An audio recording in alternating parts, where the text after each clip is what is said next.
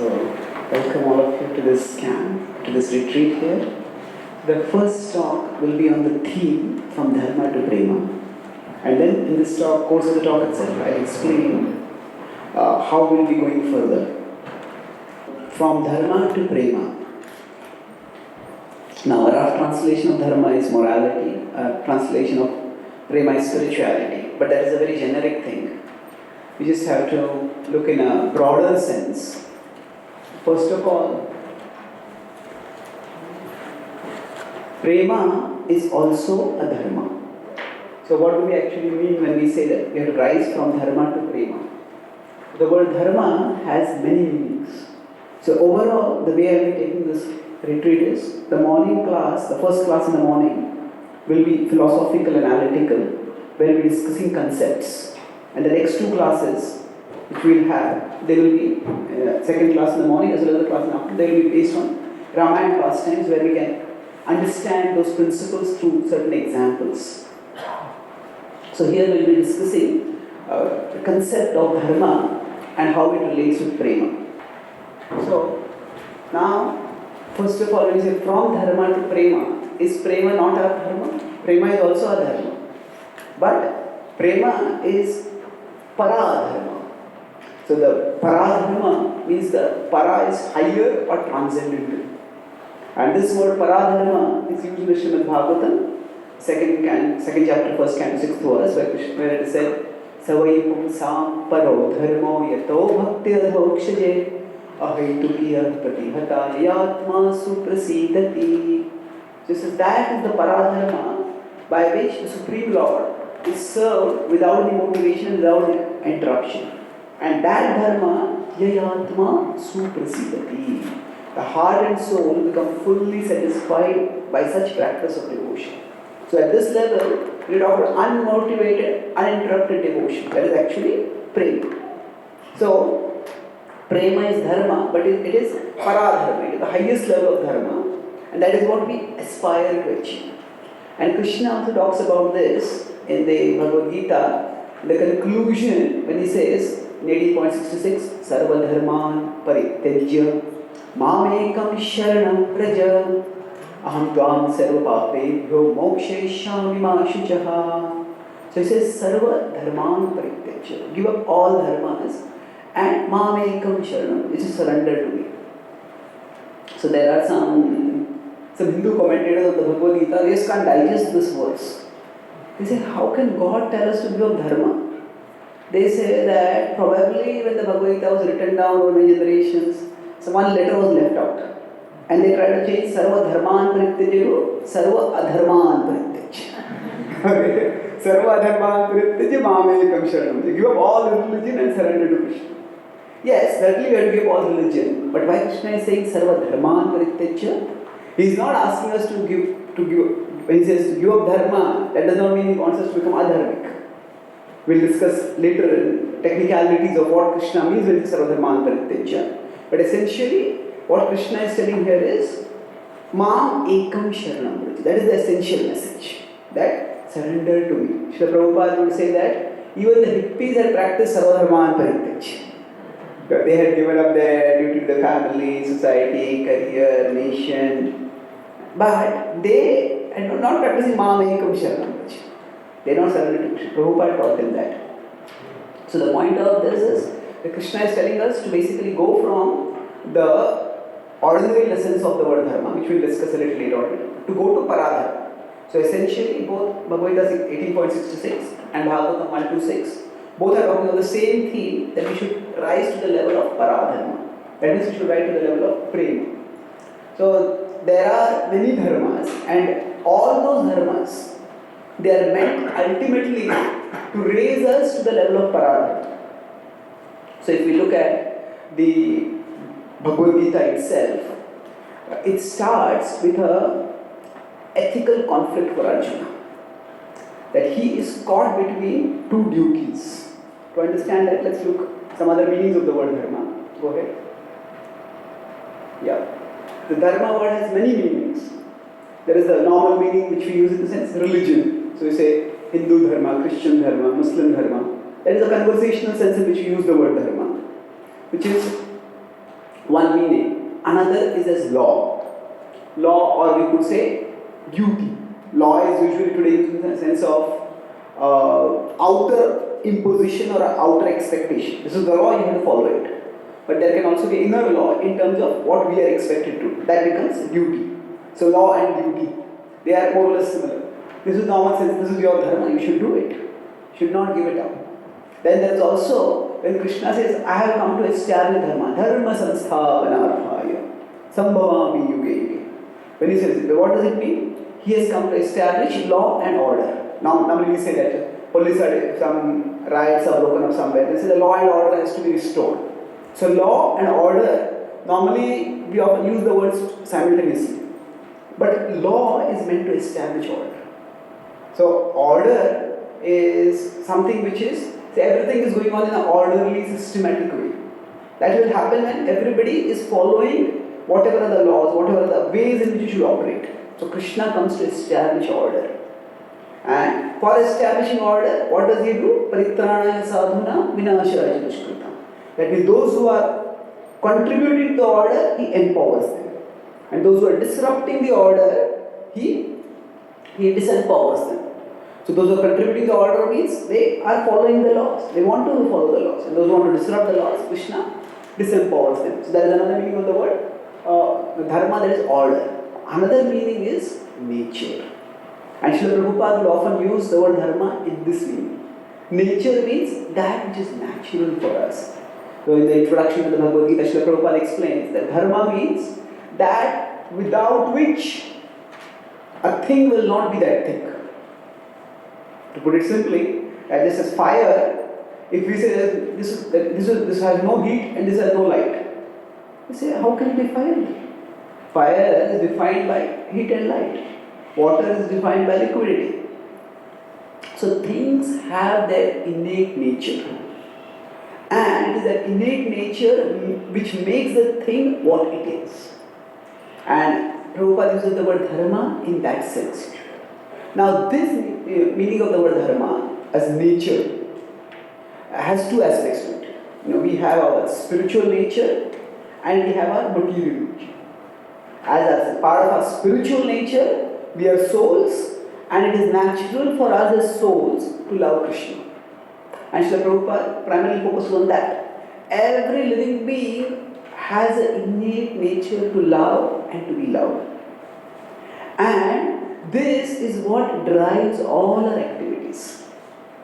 We may acquire wealth, we may acquire education, we may acquire power. All these are because we want to become more lovable and we want to love and be loved. So this is our nature. So Prabhupada explained that our dharma is, in the innermost spiritual sense, it is to love and be loved. And then Srila Prabhupada in the Bhagavad Gita introduction says that dharma is there and there is Sanatana Dharma. Sanatana Dharma is that which is our eternal nature. So to love and be loved is our nature, and this is what everyone in the world is doing. But everyone is not directing their nature towards an eternal object of love. So when we direct our desire, our longing to love and be loved towards Krishna, towards the supreme eternal object of love, then we rise to the level of Sanatana Dharma. So the process of bhakti is to eventually practice Sanatana Dharma. So to make this, if it seems a little confusing, I try to make it a little simpler. Go to the next slide. In terms of how this applies to us. So there are various meanings of the word dharma, but we can broadly classify them into three levels. So the paradharma is our goal. Dharma as our future goal. That means we all want to develop love for Krishna. So if we are at this level of consciousness, say at the material level of consciousness, at the spiritual level of consciousness, it will be natural for us to love Krishna. As we become more and more purified, we will naturally be attracted to Krishna. Prahlad Maharaj says, just as it is natural for iron filing to be attracted towards a magnet. Similarly, I am naturally attracted towards Vishnu. Nobody has taught me this, just naturally what I have. So that is our goal. So in that sense, dharma, the dharma of prema. So dharma, when I am talking about this word, you could envision dharma as a big circle. where there are many meanings of the word Dharma. And from that circle, if you consider it like this, it's a pyramid which is moving upwards, and at the peak is Prema. So from the bottom, we move upwards. By understanding and practicing our various dharmas, we want to raise our consciousness to come to the level of Prema. So Prema is also Dharma, but Prema is the culmination of Dharma. And that is what we want to aspire for. Now, Dharma is also the process to that goal. So for example, when we practice sadhana bhakti, so when we take initiation, we take certain vows. I will chant 16 rounds, I will follow the regular principles. Basically, when we practice sadhana bhakti, that is also our dharma. Ye tu dharmamritamidam yithoktam paripasate shraddhadhana matparama bhaktastheti mame priya. In the last verse of the 12th chapter, 12.20, Krishna says that those who practice bhakti to me, they are practicing dharmamritamidam. They say this is the immortal dharma. This is the innate dharma of the soul. And yithoktam paripasate. So as I have spoken this, when they practice it doesn't say just practice it, they paripasate. They worship this dharma. They make it their heart and soul. Then shraddhadhana matparama. With great faith, they make me their ultimate goal. Bhaktaste tivame priya. They are extremely dear to me. So even when it is not that Krishna loves only his pure devotees. Anyone who starts practicing bhakti also, Krishna considers them very dear. Because they are very rare souls. Manushyanam sahasreshu kaschidati siddhaye. Tam api siddhanam kaschin mam veti tatvata. Among thousands and thousands of people, few endeavor for spiritual life. And even among those who endeavor for knowing the truth, those who actually come understand Krishna to be the truth and start devoting themselves to it, they are very rare. So, this is the spiritual level of consciousness, which is the dharma which we want to attain. Then there is the sadhana, which we practice, which is primarily comprising of devotional activities. That will raise our consciousness from here to there. Now, along with that, there is dharma also. It is not that devotees are only practicing sadhana bhakti. We also have our duties in this world. And those duties, when we do them, this helps to maintain order in our lives, in our society, in our family, in our job. We are practicing devotees. That means we want to go beyond mental consciousness, spiritual consciousness. But during the process, we are living in this world. And we need to function in a way by which we maintain the order in our life so that we can practice spirituality. So dharma as present order maintainer. That is aparadha dharma. Aparadha dharma means we may have, we have duties to our children, our duties to our parents, our duties to our spouses. They are also dharma and they are also important. So now when Krishna tells Arjuna, Sarva dharman parityajya mam ekam sharanam vraja. Give up all varieties of religion and just surrender to me. So what is he telling? Actually we have to look back. The Bhagavad Gita is in the 6th parva of the Mahabharata, which is called as the Bhishma parva. Before that is the parva which is called Udyoga parva. Udyoga parva means, Udyoga is actually activity or industrious activity basically. So in this Udyoga parva, two things are happening. One is that the Pandavas are striving for peace. They are trying to have various peace negotiations. And secondly, they are also making alliances to prepare for war. And normally if an army is at the war field, where the enemy is on the other side, then the army is operated by the strategy that hope for the best and prepare for the worst. Now, no army really wants to fight war because war involves bloodshed and destruction. So they hope for the best. The Pandavas are hoping that by peaceful means, by some negotiations, they could resolve the issue. But at the same time, they knew that it was unlikely that Duryodhana would mend his evil ways. So they were also preparing for the worst. And at that time, while they are doing this, hoping for the best and preparing for the worst, there are discussions between, especially Yudhishthira Maharaj and Krishna. And the same doubts that Arjuna expresses in the first chapter of the Bhagavad Gita, Yudhishthira expresses in the Udyoga parva. And what is his doubt? He says that basically I have two duties. There is this Kshatriya Dharma and there is this Kula Dharma. A Kshatriya Dharma, in our life we play many roles. We have a role in our office as a professional, we have a role in the family as a family member, we may have a role in the broader community, in the society where we live. So we all have different roles. So like that, now the Pandavas, their conflict, which was also Arjuna's conflict in the first chapter of the Gita, was that as a Kshatriya, if somebody is an aggressor, somebody attacked them and somebody is acting adharmically, they have to fight and counter them. That is the Kshatriya Dharma. But there is also this Kula Dharma. Kula Dharma is that normally if we have our family, if we have our relatives, then we help them. We basically our relatives, they comprise like a bigger family for us, and it's a normal human duty to help one's relatives. So the Kula Dharma was one should help one's relatives. How can one fight against one's relatives? How can one fight one's relatives to the point of death? And especially how could he fight against his elders? So Arjuna's Kula Dharma impelled him that I should not fight. But his Kshatriya Dharma was I should fight.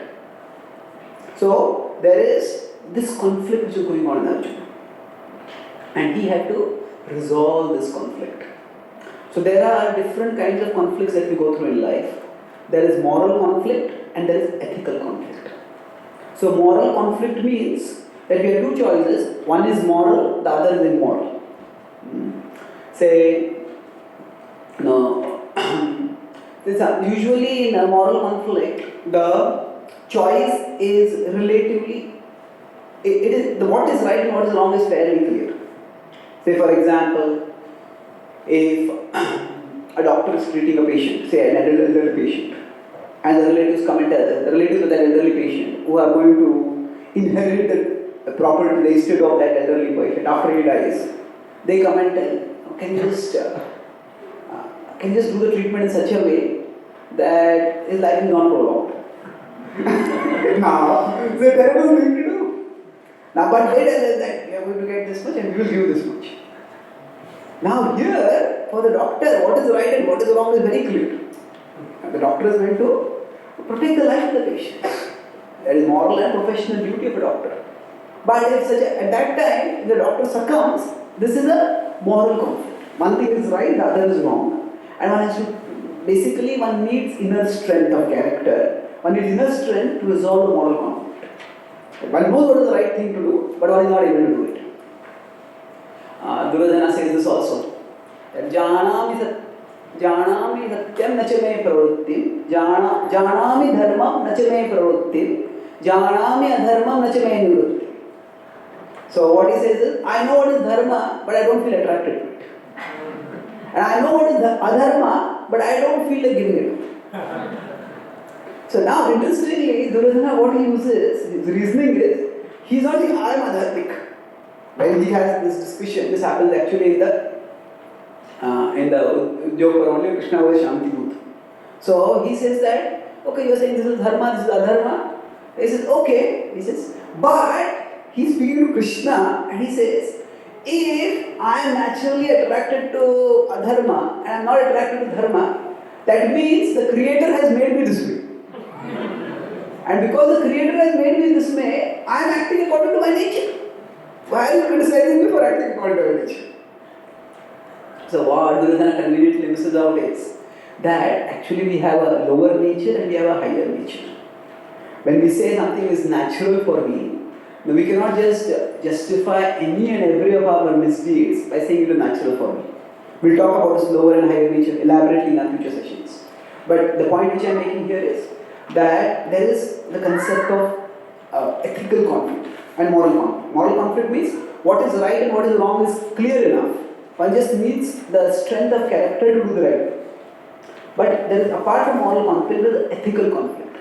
Ethical conflict means there are two choices and both of them have something to recommend. Both of them may be right. And at that time to decide which is more right, which is the best thing to do, that is not so easy. So for example, if somebody may say, I always speak the truth. Now speaking the truth is a good thing to do. But suppose, say there are riots in a city and there is a person who's being targeted by the rioters and he's your friend and he comes to your house and you hide in the corner of your house. And then the rioters come and they knock at your door and then they say, no, is he there with you? Should we speak the truth at that time? Speaking truth is good. But in this case, there is another ethical principle that is there. That is protecting life. So, in this case, if one has to make a decision, one has to understand which is a higher moral principle. Speaking the truth is a moral principle. If protecting others' lives is also a moral principle. And when we have to choose between two moral principles, at that time one doesn't just need strength of character. One also needs clarity of intelligence. One needs to have a proper intelligence to understand which is the higher moral principle. So, an ethical crisis is actually much more difficult to deal with. Of course, in this particular situation, it's simple enough. Just protect the life of the person. So, now truthfulness is good. One of the consistent messages from the Mahabharata. Many people ask, why did the Pandavas also act immorally while killing the Kauravas? So, there are reasons for that. But a broad principle is, and the Mahabharata says this, that morality is not categorical. Morality is contextual.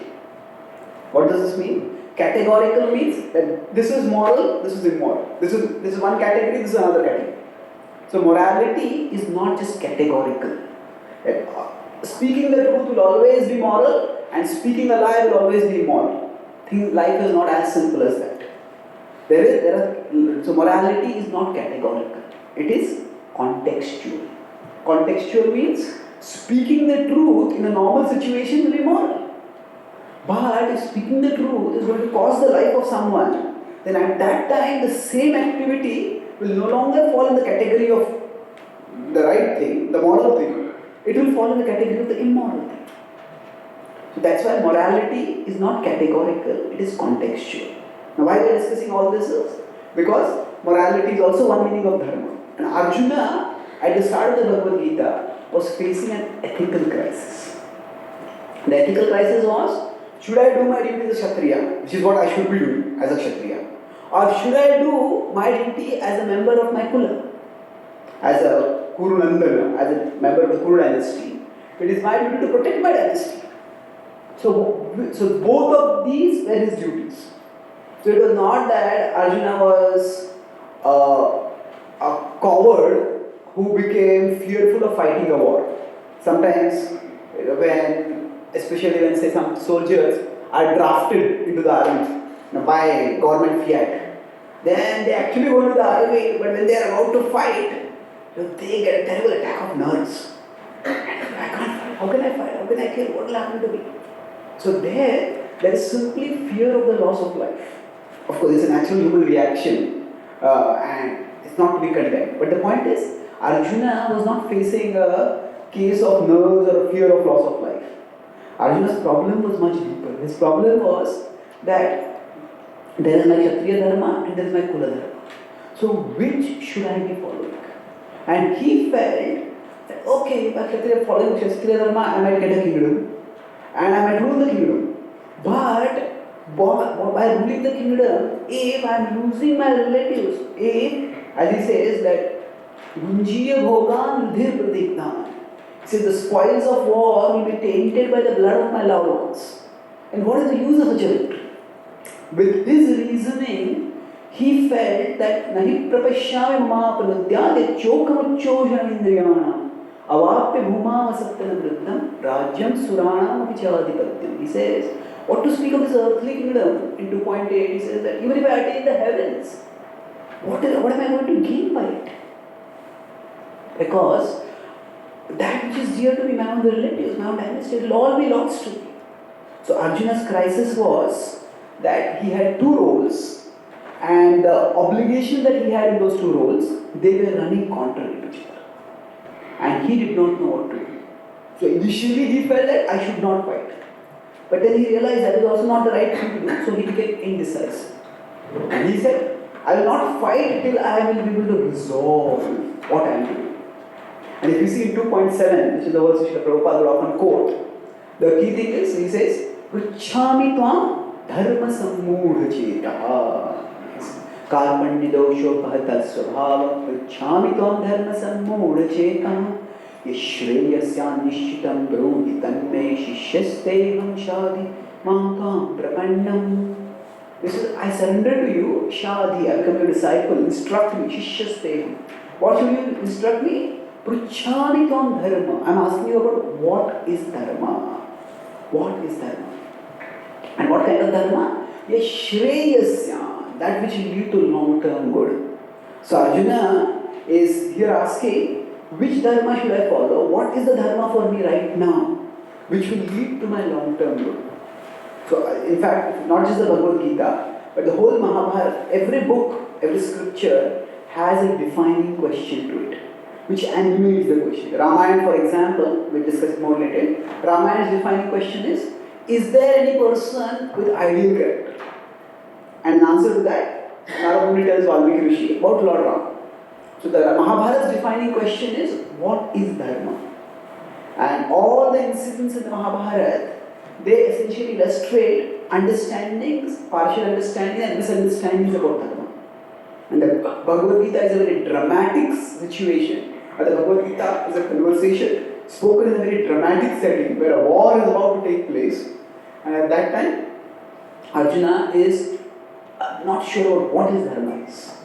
Arjuna gets overwhelmed. That means, when he's asking what is Dharma, he's not asking what I should do. No, he is asking on what basis should I be deciding what I should do. See, all of us have our own basis. For example, you decided to come for this retreat. Some other devotee may decide not to come for this retreat. Some other devotee may decide to go somewhere else. Some other people may decide to become devotees. Some other people may decide not to become devotees. So now all of us take decisions. And some of our decisions may be just impulsive. I felt like doing it. But we have certain dispositions. Our decisions grow from our dispositions. Dispositions mean basically our attitudes, our worldview, our values. They determine our decisions. So Arjuna is not just asking a simple question. His question in 2.7 is not should I fight or should I not fight. It's very significant. Arjuna has come to the battlefield and he is about to decide I will not fight. But when he surrenders to Krishna, he doesn't ask Krishna a simple question, should I fight or should I not fight? He's asking, what is Dharma? And it is this question that makes the Bhagavad Gita universally relevant. Now, if just a soldier had just a warrior had got a case of nerves and had not wanted to fight, and some other friend told him fight, now that would not have made a book immortal. What makes the Bhagavad Gita immortal is Arjuna is asking not just should I fight or not fight, he is asking what is Dharma? And Krishna's answer is also very universal. Now nowadays there is so much religious violence in the world, violence in the name of religion, and there are, especially in Islam, there is the concept of, by some interpretation of Islam, there is the concept of jihad, religious war against others. So in the Western intellectual tradition, sometimes Islam and Hinduism are lumped together. Islam also calls for war, and primarily the book of Hinduism, that is also a call for war. That's what people argue. But actually, if we see the Bhagavad Gita, it is not primarily a call for war. Because the Bhagavad Gita quickly moves beyond its battlefield setting. The battlefield setting is described in the first chapter.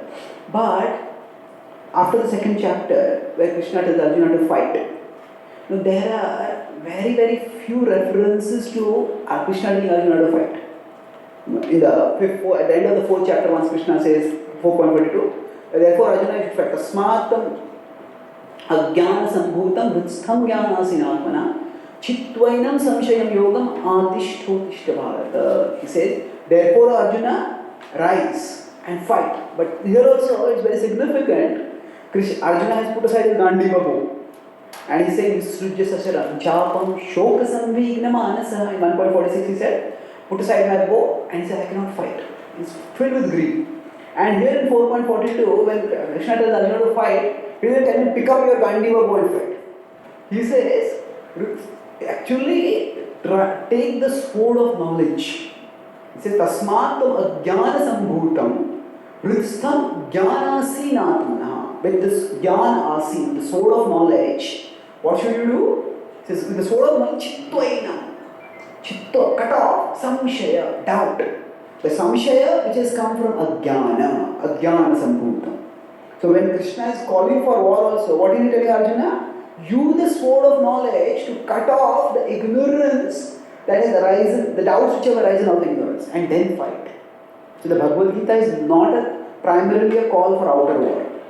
It is a call, if you want to say, for an inner war against ignorance. And ignorance which leads to indecision. And after that, there's only the 11th chapter where Krishna displays his Virata Rupa, in which he shows how all the warriors have been killed. But practically after that 4th chapter reference, there is no reference anywhere in the Bhagavad Gita where Krishna tells Arjuna to fight. Of course, once in the 8th chapter, Krishna says, Tasmat Sarveshu Kaleshu Ma Manusmara Yuddhacha. Remember me and fight. But that is primarily, the whole focus is devotional. Remember me. Mayi arpita mano buddhi. Become the intelligence and mind are devoted to me, you will come to me. So, in the focus of that verse also, you will come to me. Just do your duty. And this duty happens to be fighting. So the point of the Bhagavad Gita is, it is after this, even the 18th chapter, when the Bhagavad Gita ends, Krishna doesn't give any call, Arjuna, now rise your weapons and fight. Krishna's discussion has gone to a far higher level than the immediate war. It has become Krishna. Nowadays there is teachers who have experiential learning. That way we keep taking the children on field trip or make them do certain things by which they can learn. So, Krishna is the ultimate experiential teacher, the ultimate expert in experiential learning. What does he do? He transforms a battlefield into a classroom. He transforms the battlefield into a classroom, and as the discussion process progresses, by his presence and by his presentation, Krishna raises Arjuna far above the battlefield.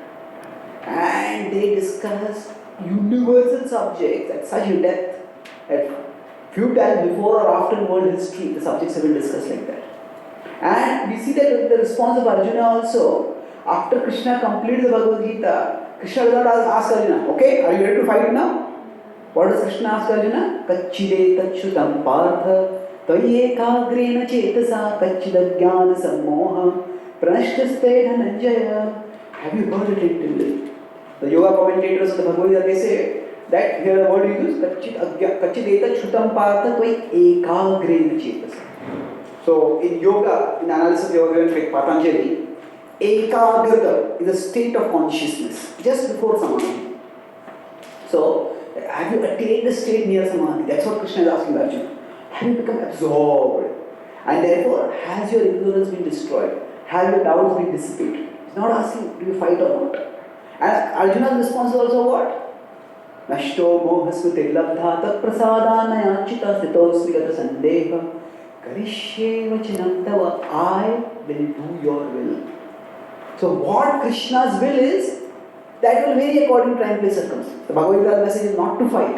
The Bhagavad Gita's message is that to do the divine will, to surrender to God. So when Krishna tells Arjuna, Sarvadharman Parityajya Mamekam Sharanam Vraja, give up all varieties of religion.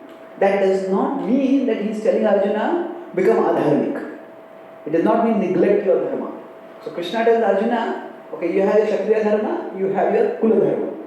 And you are wondering which one to choose. So Krishna tells that give up all your conceptions of dharma and do that activity which will enable you to do Mamekam Sharanam Vraja. So in the case of Arjuna, for him the way to surrender to Krishna was by doing his Kshatriya dharma, by fighting the war. That's why he fought the war. So let's go ahead and explain this a little bit more. Yeah. So from Dharma to Prema, when we say, we want to go to the Paradharma of Prema. And this does not mean that we neglect the Aparadharma. In Arjuna's case, his Aparadharma was as a Kshatriya and as a member of the Yadukul.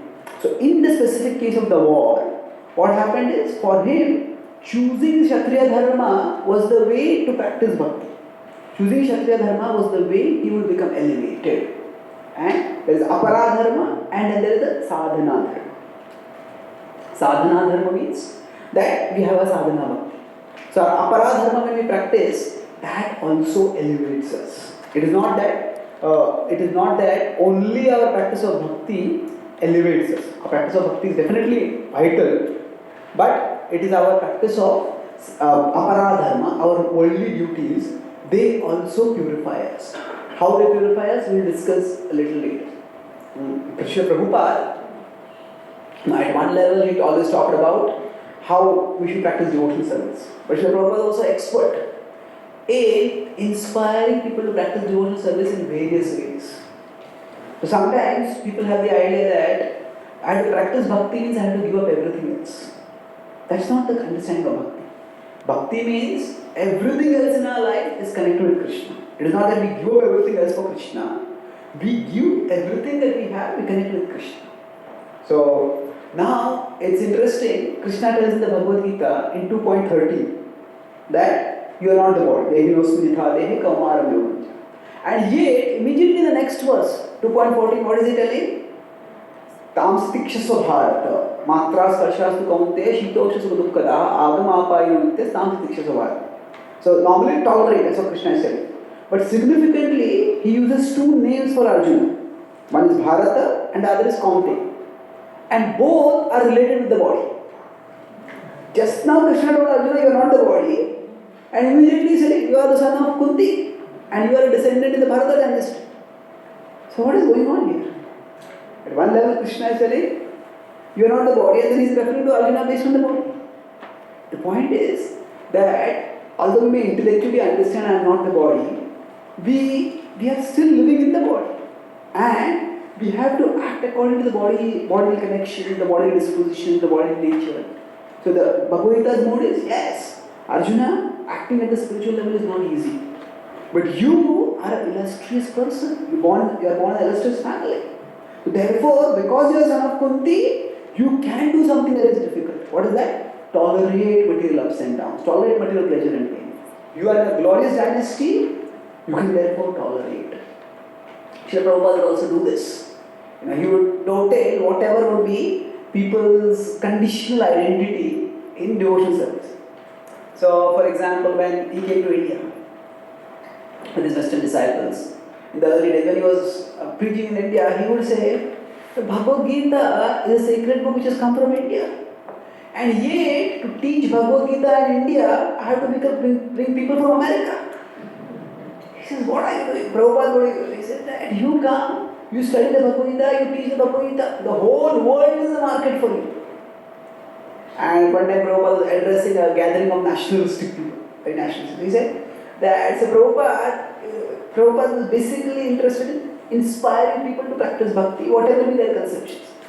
So he said that, no, you Indians, you are afraid or you are lamenting even now that when India was partitioned, India lost Pakistan. Pakistan was a part of our country, but we lost Pakistan. He says that if you study the Bhagavad Gita, if you teach the Bhagavad Gita, the whole world will become Hindustan. What is become Pakistan? The whole world will start practicing bhakti. They were very fired up. Yes, we should do this. And same Srila Prabhupada, when he was organizing a big Pandal festival, and primary devotees assisting him were Americans. And the American devotees in India had a lot of difficulty. First of all, language itself was difficult. And then the America things happen much more professionally. And in India, nothing seemed to be happening. So they were getting disheartened. And Prabhupada told them, you do a big festival, Pandal festival. And they said, Prabhupada, we are not able to get permission to get water in our temple. And you are asking us to hold a big festival. So how can we do that? The Prabhupada said, Indians admire Americans as being very wonderful people. They can do all wonderful things. So you are in India now. He says, what is the use of your being Americans if you can't do something wonderful for Krishna? So, the idea is, Prabhupada, in another context may say that you are not an Indian or you are not American. But when we are practicing bhakti, intellectually we understand the ultimate goal I have to transcend the body identity. But right now, I have body identity. So what I should do is, whatever emotions are there associated with the body identity, I harmonize them with the devotional emotions. And then I can move onwards towards Krishna. So in this way, you move it. This way, aparadharma is inferior, but it is not unimportant. Aparadharma, when we compare with paradharma, yes, it is inferior. That's it. So para means transcendental, apara means not transcendental. But just because something is inferior does not mean it is not important. It is also important. We have to do our aparadharma, and by doing this aparadharma, we actually move onwards in becoming more and more dharmic. The Bhagavad Gita uses the word dharma in many ways. It talks about kula dharma, it talks about jati dharma, it talks about swadharma. Swadharma means Kshatriya has a swadharma of Kshatriya, Brahmana has a swadharma of Brahmana, like that. So it uses many of the word dharma in all these contexts. And inferior does not mean it should be neglected. Inferior means it should be harmonized with the superior. So Arjuna had to practice Kshatriya dharma, but he practiced Kshatriya dharma in a way that he could practice in bhakti also. So that is the art which we all have to learn individually and apply individually. Now, move to the next slide. So, how do we learn about Dharma? So, Ramayana display, this is from Dharma to Prema is our journey here in this session, in this retreat. So, from the Ramayana, we learn both Aparadharma and Paradharma. How is that? At one level, Ramayana is essentially a family drama. Isn't it? It's a family story. How there is a conspiracy between, how there is intrigue and conspiracy among co-wives, and how there is reconciliation among brothers. So it's essentially, the Ramayana is very family centered. It talks about aparadharma, what is the duty of a son to a father, what is the duty of a wife to a husband, what is the duty of a brother to another brother. So all these duties it talks about is aparadharma. At the same time, it is not just aparadharma, because the central character is Ram, and he is the Supreme Lord. And relating with the Supreme Lord is the essence of paradharma. So the Ramayana in that sense can be understood at both levels. It can be understood from the Ramayana, we can learn principles of aparadharma, of how we can act in our duties in this world, and we can also learn principles of paradharma, because we learn about how we can relate with the Lord. And the Madhurya Kadambini is a book by Vishwanath Chakravarti Thakur, which is basically elaboration of certain sections of the Bhakti Rasamrita Sindhu. Bhakti Rasamrita Sindhu is a book which is a guidebook on sadhana bhakti.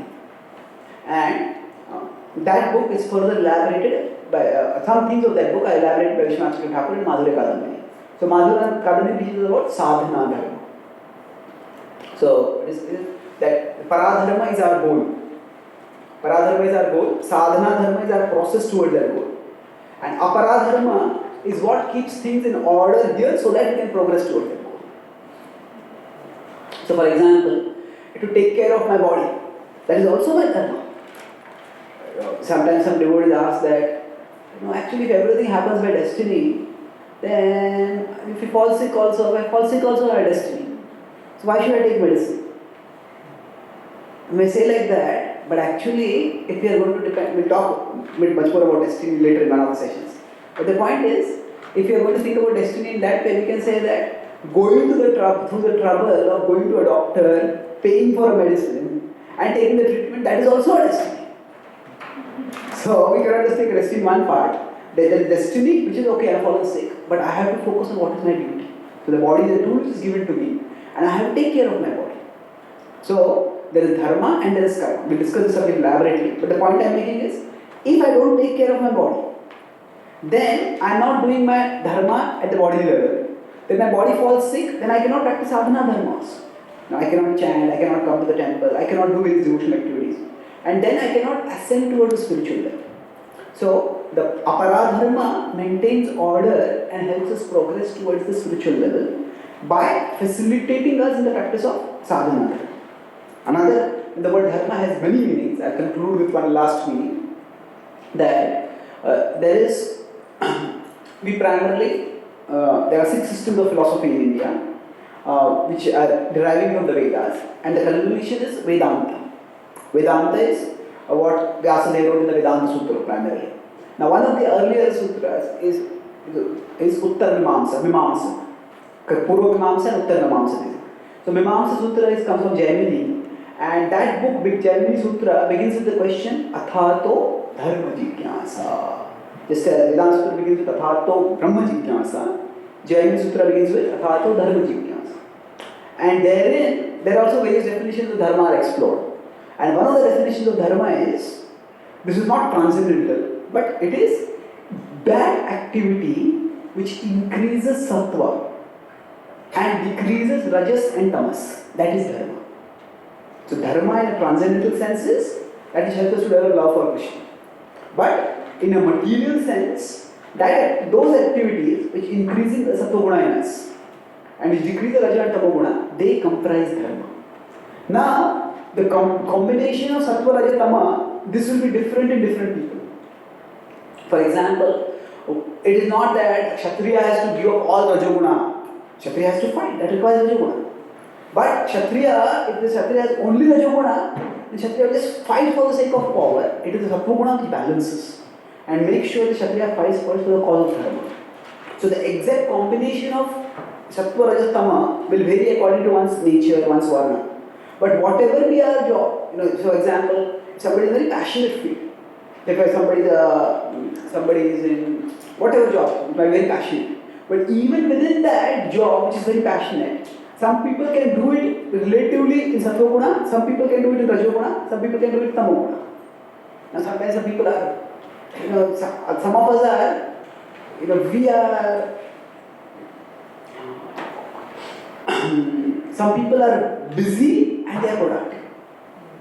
Some people are always running here and there, but they are actually not productive at all. So both people will seem to be running here and there. Just like, for example, right now, say we are all sitting here. So, all of us are sitting. Now, some of us are sitting and in Sattva Guna, some of us are sitting and in Tamo Guna. So externally, both look similar, but there is a world of difference. So like that, the same, even an activity which involves a lot of running around and doing a lot of things, if there is inner clarity, that is Sattva Guna. And if there is inner confusion, that is Tamo Guna. So, in any activity that we do, if there is a proper quantity of Sattva Guna, even an activity which primarily requires passion, we can do it better when there is appropriate amount of Sattva over there. So Dharma also means that which enables us to increase the Sattva in us, by which whatever we are doing, we can do it properly. And actually, the Apara Dharma that we do, in our family relationships, in our professional obligations, in our social interactions, if there is a proper balance of Sattva, Raja, Tama, then we can do those much more effectively. And that way, the order that we have in the world, that can be maintained much better. So for example, relatively speaking, things in the developed countries, say Australia or America, the material necessities of life are taken care of much better. So in India or other developing countries, things may not be taken care of so well. So now this is basically, it's both individual and governmental responsibility. Individuals also have to act in a responsible way, the government also has to take up responsibility. Now when this is done, when this is, for example, acting or having a proper governance, that is Dharma.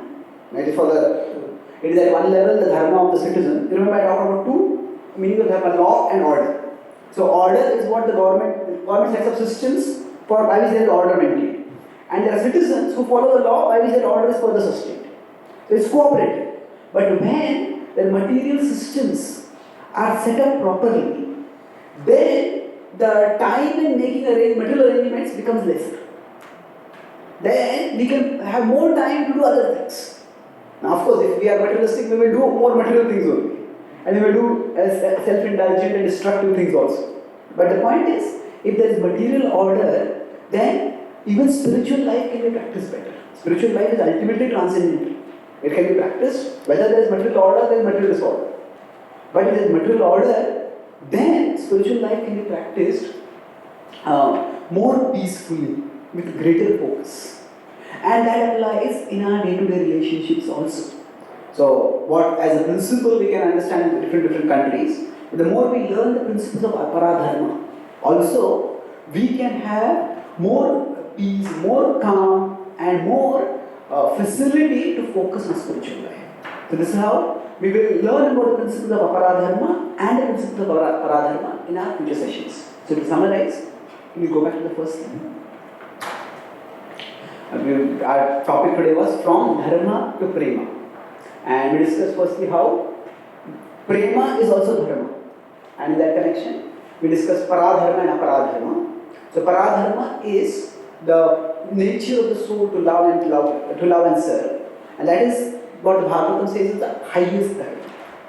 And so Dharma we could consider as a big circle. And within that circle, there are many meanings of the word Dharma. And that is the highest meaning. So if you have a circle from which there are most of the peak, the top of that is Paradharma of Prema. So Prema is also Dharma, but it is the highest Dharma. And how does it relate to other Dharmas? We discuss that. We discuss the many meanings of the word Dharma. Right?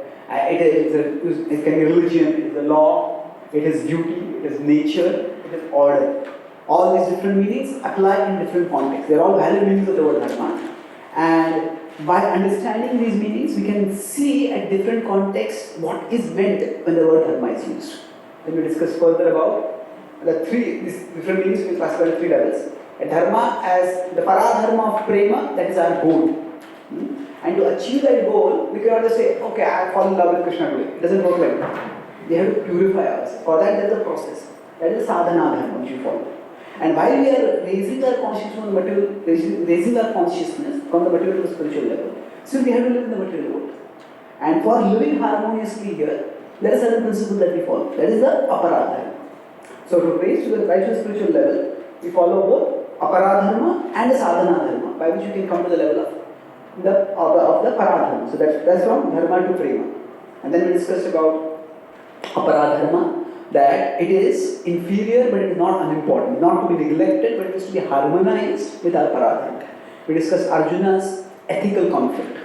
The moral conflict is when one thing is right, other is wrong, but we just are too weak to do the right thing. Like say a doctor being told by the heirs of a patriarch that we would like to get there, so we will give you a property also. So that is immoral clearly. But there is ethical conflict when two things are right, and which is the most right thing at that situation. That is much more difficult to decide. Like say, speaking truthfully and speaking falsely to protect the life of someone. The morality is not always categorical, it is contextual. So Arjuna had an ethical conflict. An ethical conflict doesn't just require moral strength to decide. Ethical conflict requires clarity of intelligence. And that clarity of intelligence is what is restored by Krishna in the Bhagavad Gita. So Arjuna doesn't ask us a simple question, should I fight or not? And Krishna also doesn't give a simple answer, just fight. Arjuna asks, what is Dharma? And Krishna analyzes Dharma at various levels. And his essential message is that not that you give up Dharma, but rather you become harmonized with my will, surrender to me. And for that purpose, whatever Dharma is appropriate, you follow that. So in that context, for Arjuna, the Kshatriya Dharma was appropriate. And Arjuna also doesn't say that I will fight, he said, I will do your will. So the Bhagavad Gita's universality is because it is not just talking about a particular battle, it is talking about the universal questions about what are we meant to do, what is our duty. And we discuss the decisions we make are based on our conceptions, our dispositions. And the Bhagavad Gita doesn't just simply tell us, do this, don't do this. It actually re-educates Arjuna's conceptions. And lastly we discussed about how the Ramayana displays both apara and paradharma. Because it's talking family relationships which are aparadharma, but because the family relationship centered on the Supreme Lord, so they are paradharma also. And the Madhurya Kalmani talks about sadhana dharma, of what are the obstacles when we practice bhakti and how we can overcome those obstacles. So today, in the next two sessions, I will take some pastimes from the Ramayana and we'll be discussing some lessons from that pastime. Tomorrow morning, I'll take one session on Madhurya Kalmani, which will be like a philosophical session like we had today, now in the morning, where we discuss the various stages in bhakti and how we can navigate through those stages. And some principles of Madhurya Kalmani I will also talk in the other classes. But mainly, our most focus will be on the Ramayana and the principles of Aparadharma and Paradharma that we can learn from the Ramayana. So thank you very much. Are there any questions or comments? Okay. Yes, Hare Krishna Prabhu. Thank you for the wonderful class. I was just thinking, when we are talking to many youngsters and they have, how we are talking about the apara dharma and that material life needs to be stabilized so it becomes easier for us to practice sadhana. So they're saying, oh yes Prabhu, I understand that how bhakti is important and what you explain is important, but I need to stabilize my material life at the moment, and that can take a few years before they can really start getting into bhakti. How can we advise? So sometimes when we are teaching to young people, they may say, yes, bhakti is important, but first I have to stabilize my material life, and that will take a few years. After that, I will practice bhakti. See, this notion that first I will stabilize my material life, then I will practice my spiritual life. But this compartmentalizes things in an artificial way. It is not that for the next 5 years I will be the body, then I will become the soul. Even now, I am always the soul. And my existence is always, our present existence is always multidimensional. We are the soul, but we have mind and we have body. So if we understand the philosophy, we will understand that actually nourishing the soul cannot wait. We have to take care of our spiritual side, but there is also a valid principle that how much time we can invest in taking care of our spiritual life, in attending to our spiritual life, that may vary according to time and circumstances. So there are two kinds of later. The later, which is an excuse for never. I'll do it later. And the later, which is an acknowledgement of the reality of the present. So we cannot equate the two. See, one problem in today's mainstream society, I would say Hindu society broadly, that it is many people equate dharma with apara dharma only. That means they think that if I am doing my family duties, if I am taking care of my family, if I am taking care of raising my children, and that itself is enough. I don't have to do anything more. So one extreme is that we reduce dharma only to apara dharma, and think if I am doing this, I don't need to do anything more.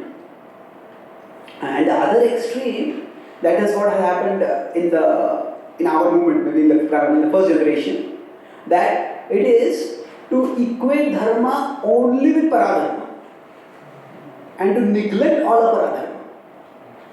So both are mistaken. That means if somebody says that I will not care anything about anyone else and I will simply practice bhakti, well, that varies in time, place, circumstance.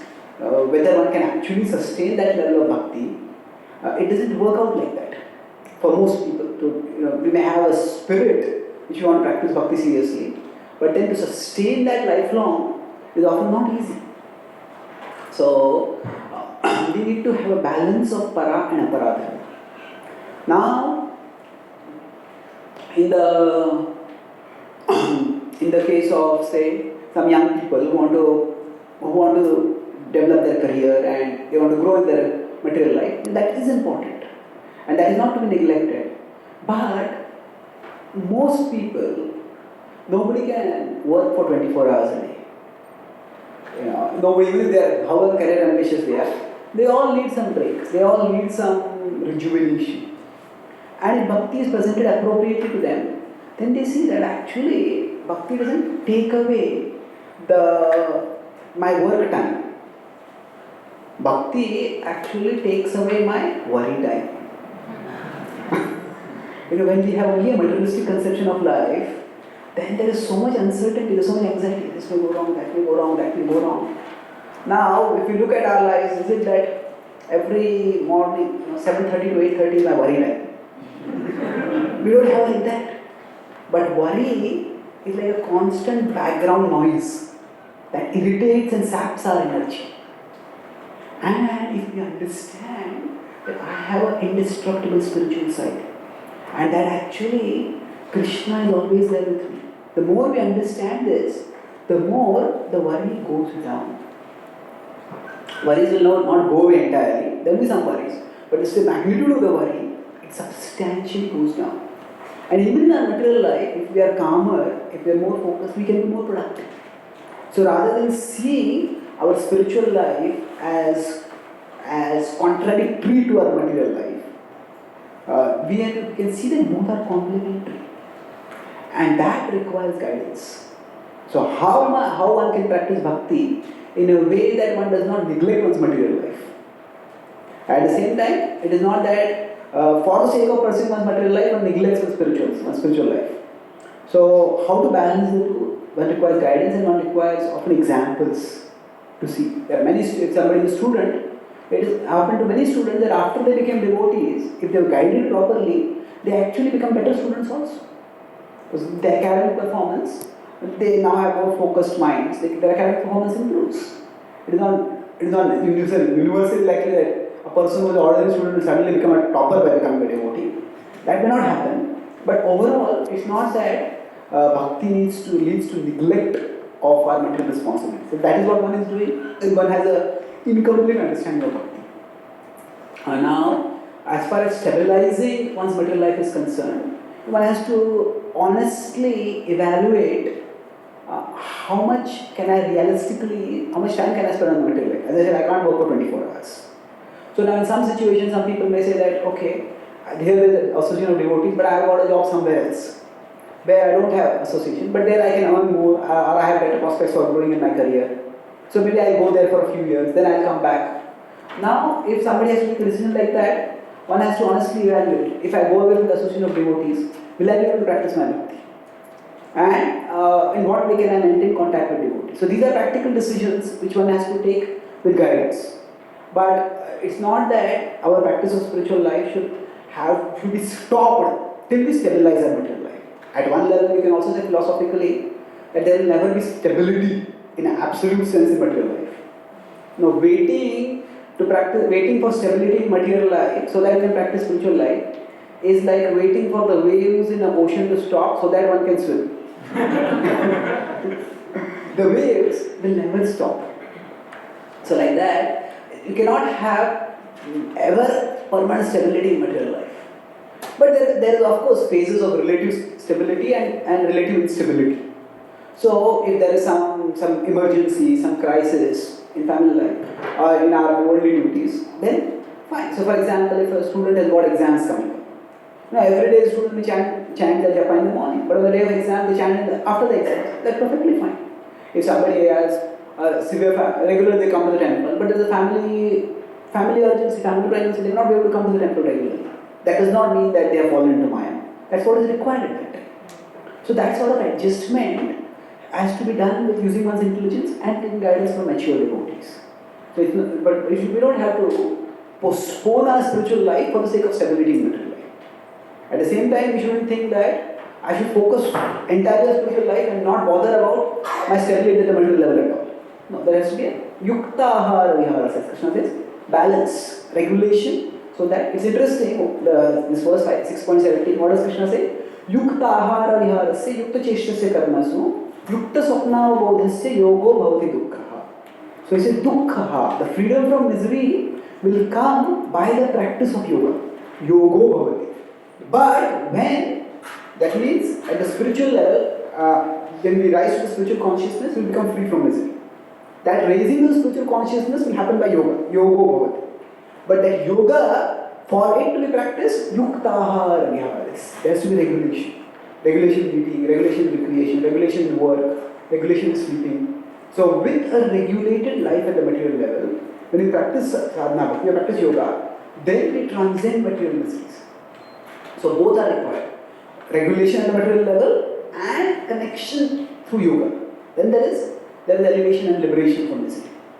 So with guidance, people can understand that people can be helped to find how they can practice spiritual life with a reasonable degree of seriousness while also pursuing progress and stabilization in their material life.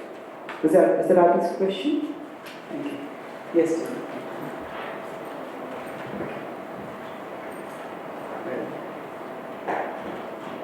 So talking about the different types of dharma, the three types which you mentioned, Srila Bhaktivedanta Thakur also writes, in Jaiva Dharma, he classifies in three different types. One he calls as a Nitya Dharma, which equates to Paradharma here. But he also talks about Naimitika Dharma and Anitya Dharma. So why does he use the word Dharma in that context for something which is Anitya? Okay. So Bhaktivinoda Thakur uses the word Dharma in Jaiva Dharma to refer to three categories: Nitya Dharma, Anitya Dharma and Nitya Dharma basically. So apart from Nitya, why does he use it as a characterization of Dharma? Why does he use the word Dharma with that which is not eternal? Actually, something may not be eternal, but still it may be natural in certain situations. Dharma, if you look at its Sanskrit, its root is dri, which sustains, that which sustains. So for all of us, we have a particular nature. Say, a Kshatriya has a Kshatriya. Kshatriyas, they want to manage, they want to lead, they want to do administration. Vaishyas, they want to earn. That is their nature. So we could talk about nature from various perspectives. Modern psychology talks about, say, some people are introverts, some people are extroverts. So now for those who are introverts, there has to be certain kind of lifestyle that sustains them in their function. Kshatriyas have to have a certain kind of lifestyle which sustains them in their function. So that which is natural for us, even if it is not eternal, if we more or less mold our life according to that, then even in this life we can function properly. And to a large extent, in today's culture, where many people choose careers based primarily on what will give the maximum earning or what is the most glamorized in society. When people choose careers that way, it leads to a lot of a lack of job satisfaction because people are in incompatible jobs. So what is happening there is that they have a particular nature, and there is Bhagavad Gita talks about two things: there is swabhava and there is swakarma. Swabhava is one's nature, and swakarma is one's activity, one's prescribed, one's natural activity. So our swakarma should match with our swabhava. So we should be in a profession or occupation which is more or less matching with our disposition. So when we have that, then there is at a material level also relative satisfaction. Material level there cannot be complete satisfaction, but in material level there can be dissatisfaction and there can be utter disorder. So material level also, if a person is in a very incompatible situation materially, it can lead to a lot of misery.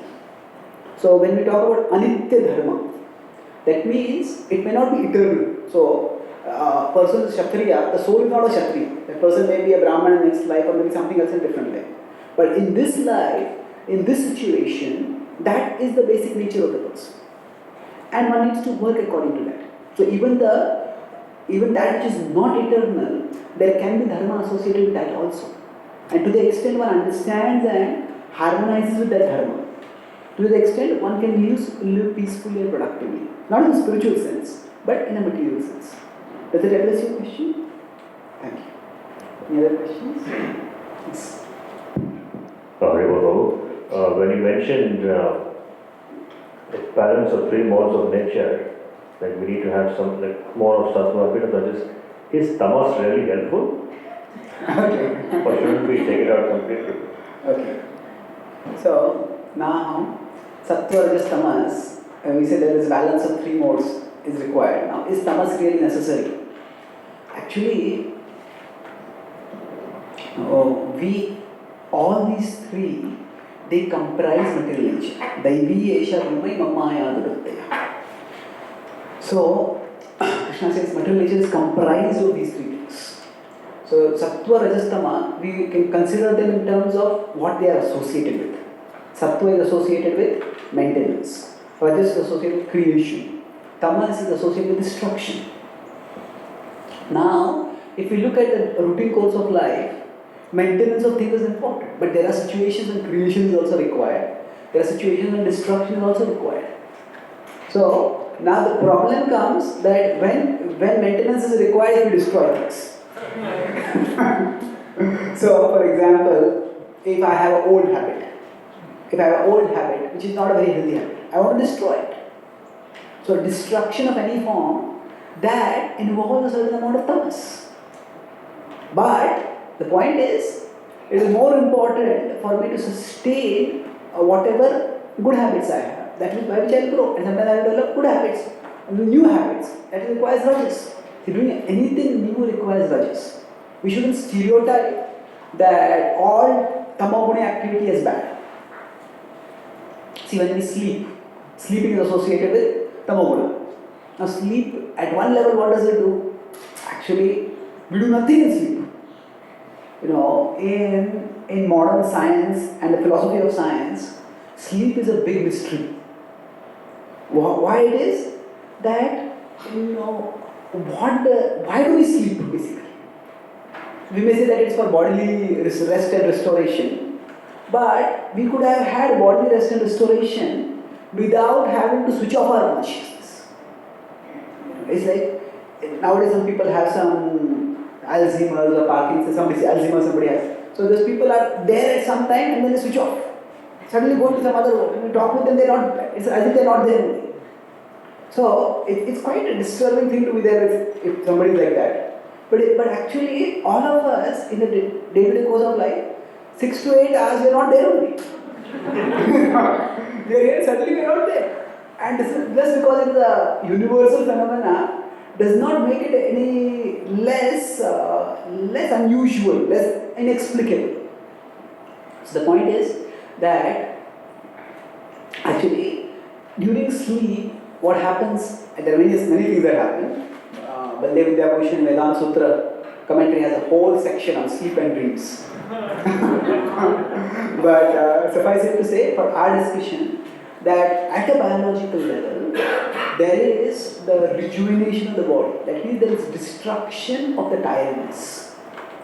So, when we feel tired and we take a rest, and what happens? The tiredness goes away. So that is constructive. Like I saw in the roads here in Australia, they repeatedly there was a power nap can save your life. So what is happening there? Basically, that there is tiredness, and that tiredness is removed by resting. So resting is a necessary biological activity, and what it does is it destroys exhaustion, it destroys tiredness. So in this case, destructiveness is useful. The problem is not tamoguna itself, the problem is what it is directed towards. So to label something as bad, it is to go into categorical judgments, categorical morality. Tamoguna is not bad. In certain contexts, tamoguna is essential. So I was talking with a senior devotee. So we had a long question answer session. So after that, he asked, "Oh, what is your plan now?" I said, "Now I am planning to surrender to the mode of ignorance." No, what did he say? "Now I am planning to surrender to Krishna in the form of the mode of ignorance." So when we get rested, we get rejuvenated, we can serve Krishna better. So to restore our energy, we don't think of sleep simply as a waste of time. No, it's actually sleep is also an arrangement made by Krishna by which we get rested and we can serve Krishna better. So that way, if you have an inclusive vision, all the modes serve constructive purposes, but they have to be directed towards the purpose. Like some people say that violence is always bad, but no, the Bhagavad Gita says violence also has its purpose. But violence when it is indiscriminate is bad. Similarly, tamoguna when it is indiscriminate, that is bad. When there is wanton destruction, that is bad. But in certain situations, destruction is also essential for sustenance, and tamoguna serves that purpose. Does it answer your question? Thank you.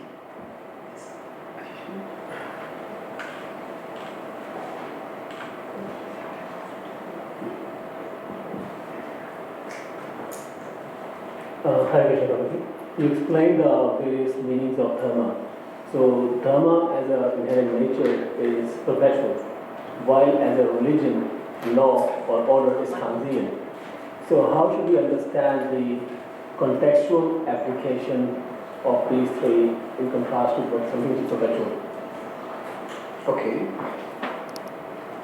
Dharma as nature is perpetual, where dharma as religion or duty may not be, is contextual, it's not eternal.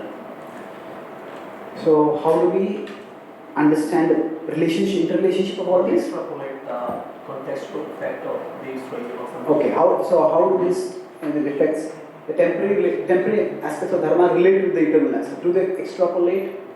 Not necessarily.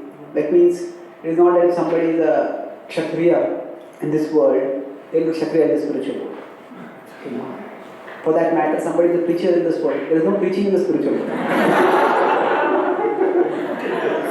So, our dharma in this world may not relate to the dharma in the spiritual world. We have a swarupa which will be quite different from what it is here. At the same time, there is a process of purification that is universal. That means, if we see in Chaitanya Charan Prabhu in the instructions of Sanatana Swami, in chapter 20 of the Madhya Leela, 20 to 25 actually talks about, but mainly chapter 20, to Rupa Goswami and Sanatana Goswami, Chaitanya Mahaprabhu describes the characteristics of the various rasas. And we usually think that, yes, Madhurya rasa is the highest. And Shanta rasa, it is like my backyard. We think like that. But actually the characteristic of Shanta rasa is also described as two things. It is quite exalted. It is characterized by two things: complete detachment from matter and complete attachment to Krishna. That itself is a very exalted state. So, the basic process of purification to come to the platform of attachment to Krishna and detachment from matter, that is common for everyone. Afterwards, in what form attachment to Krishna will specially manifest in my case, that may vary. That will vary depending on the soul's innate disposition. So rather than worrying too much about what our swarupa is, like some devotee asked Jai Jai Maharaj, is our initiated name eternal? The name which we get, is initiated, that name eternal? Maharaj said, the Das part is eternal.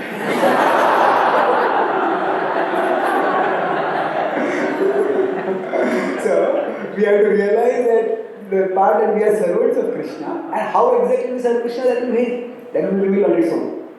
So, our contextual dharma, to the extent that it is anukul to bhakti, we accept that. And to the extent that it is pratikul to bhakti, we keep a distance from that. So, without getting too much into the analysis of how this relates with that, in a specific one-to-one sense, we focus on that. There is a path to be followed. So, the paradharma is the destination, and at that destination, our natural attraction to Krishna, in whatever form it is, that will be revealed. But the main thing right now is to rise from where we are to that level. And for that, whatever forms of dharma are anukul to us, those we accept and we raise our consciousness accordingly. Does it answer your question? Thank you. Hare Krishna Prabhu, thank you so much for giving us your time. I'm really excited being here today. During Bhagavad Gita, the role of Arjuna and Krishna over there has been explained as someone who does not understand his normal duties and is confused. And Arjuna goes on and asks about a lot of questions related to his normal duties to Krishna, and Krishna explains it in very detail.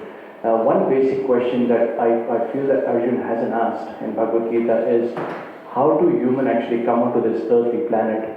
Verse where it's been explained very different. Whole Krishna consciousness over here is about that we are fallen souls and we come onto this earth. And Arjuna hasn't asked this question to Krishna at all, saying, how did we actually end up coming to this world? He asks about soul, he asks about, why do people do what they do, but not a basic question of why and how do we come onto this earth. And that question really has bothered me for a while, saying that's a very basic and natural question, saying, why is that we onto this earth? I'm not sure if I've asked that question properly, but yeah. So, how do we come to this world? How does soul come to this world?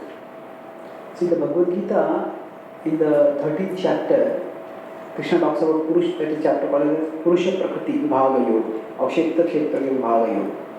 There, in the 20th, 21st, 22nd verses, Krishna talks about this, that Prakritim Purusham Chaiva Vidyanadi Vibhavapi Vikaram Shagunam Chaiva Vidhi Prakriti Sambhavan Kari Karana Kartrutve Hetu Prakriti Ruchate Purusha Sukha Dukkhana Bhoktrutve Hetu Ruchate Purusha Prakriti Stohi Bhumte Prakriti Jangunan Karanam Guna Sangosi Sadasatmoni Janmasu. So, here, first verse is the 20th verse. It says, Prakritim Purusham Chaiva Vidhi Anadi Ubhavapi. That Prakriti and Purusha know that both of them are eternal. And Vikaram Shagunam Chaiva, the transformations that happen in this world, caused by the, and the modes that are there, Vidhi Prakriti Sambhavan. They are caused by Prakriti. And then he says that whatever changes happen in this world, the changes happen in the field of nature, in Prakriti. But the emotions that we experience in connection with those changes, that happen to the soul. And why does this happen? Purusha Prakriti Sthohi Bhukte Prakriti Jangunan. Because the soul is caught in matter. Prakriti Sthohi. That's how the soul experiences this duality. So it's like, say, if say, now the T20 World Cup is going on. So, now that World Cup is going on in India. Somebody will be seated here in America, in Australia, but if they are watching the TV, now they are watching the TV and all their emotions get associated with that.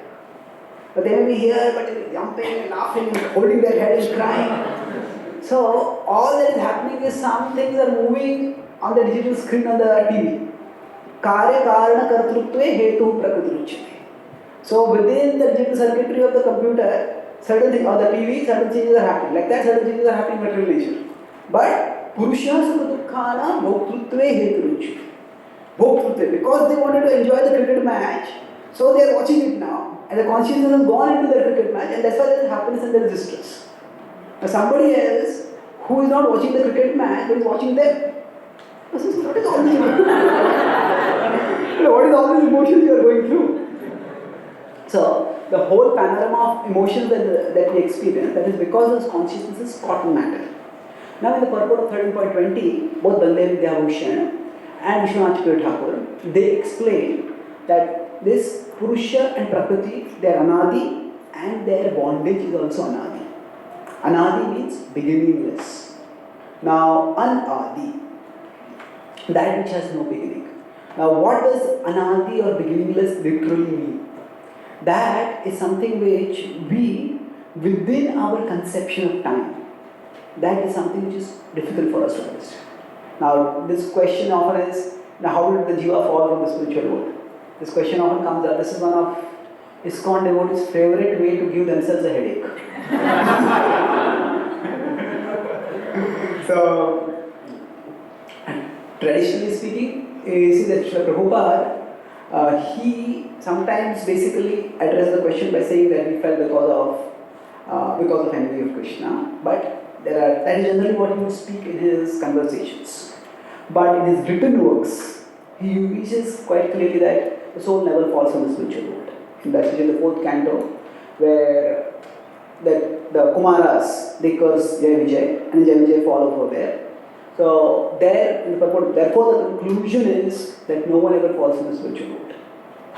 So now, these are two contradictory statements. One is that we fell because of so and so.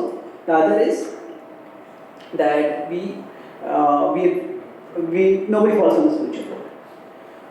Now, traditionally, in Gaudiya Vaishnavism, as well as in the Vaishnava Sampradayas, the idea that the soul falls from the spiritual world has never been talked about.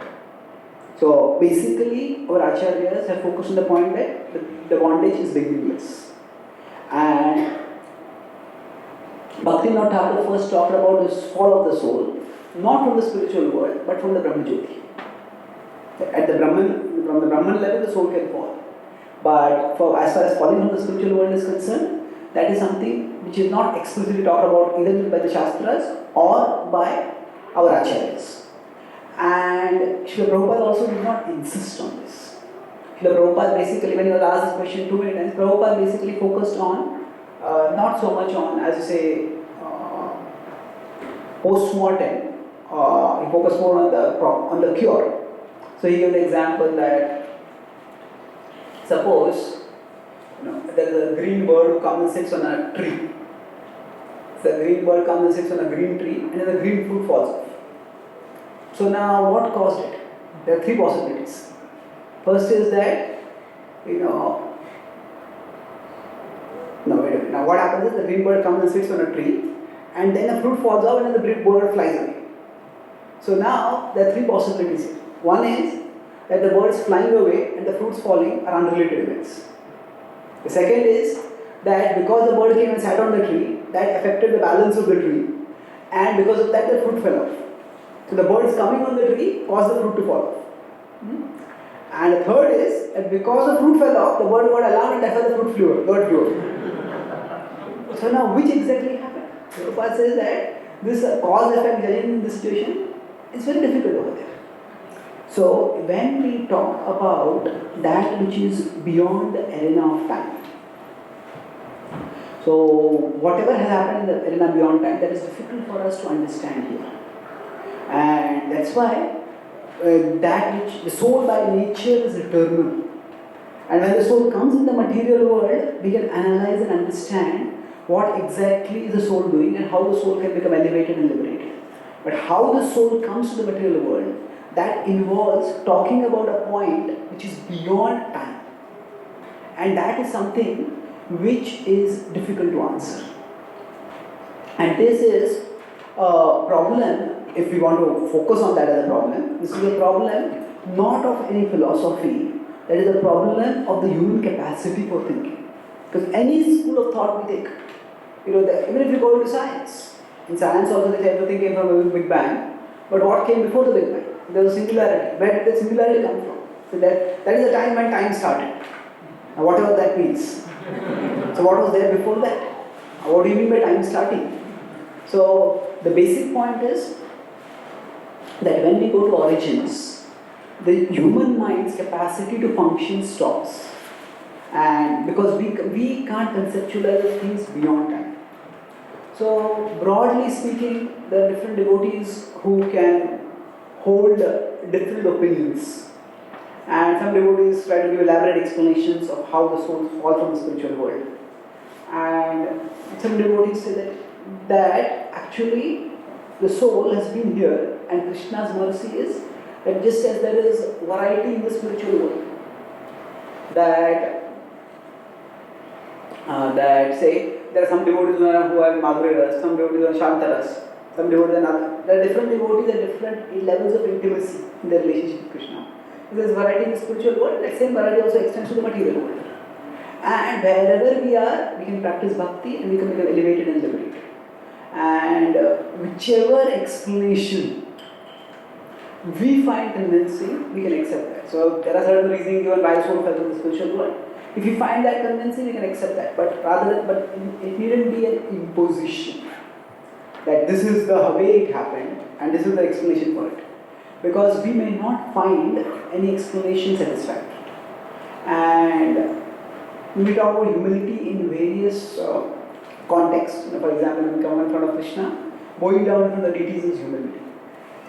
Humility in an intellectual context means admitting that I don't know and I can't know. I don't know, anybody can say, because they may not know me. But there are certain questions for which I can't know. That's what has to be accepted. Any field of knowledge, if we see, even modern science, if you see, it focuses, all of science progresses by assuming that there are laws in nature. And by observing nature, we can understand those laws. And then we can tap those laws for developing technology. But why those laws exist in the first place? Science, we just don't know that. We just don't know. So now, based on the presence of laws, there are three broad theories that are there in science. One is these laws came by chance. The other is that now the likelihood of they coming by chance is very low. So they say there are parallel universes. And somehow in our universe, the laws came out right. And third, this is also basically this is also not a very satisfactory explanation, because it is like it is piling concept upon concept. To explain one concept, we postulate another concept, and then the third concept. So, to explain something in the universe, we postulate laws, and to explain the laws, we postulate alternate universes. So it is becoming like, to explain something, you need to postulate something which is far more unperceivable. So then third explanation is that these laws manifest the superintelligence of God. Now there are different scientists who take different explanations over there. Of course, we understand Mayad, Dakshina, Prakriti, it is the laws are under Krishna. But the point is, the human mind, or the human intelligence, wherever we say, when it goes towards origins in any field of knowledge, there is a particular point where we need to accept axioms and move forward from there. So the question of origin, it is something which is not being discussed. In Vedanta Sutra, basically many questions are exhaustively discussed. And there also the Vidya commentary focuses on the point that the soul's existence in material world is anarchy. That the soul is here, and by practicing Dharma, the soul can become liberated. Okay, does that address the question? Thank you very much. Shri Prabhupada ki, Gaur Bhaktivedanta ki, Gaur Prema.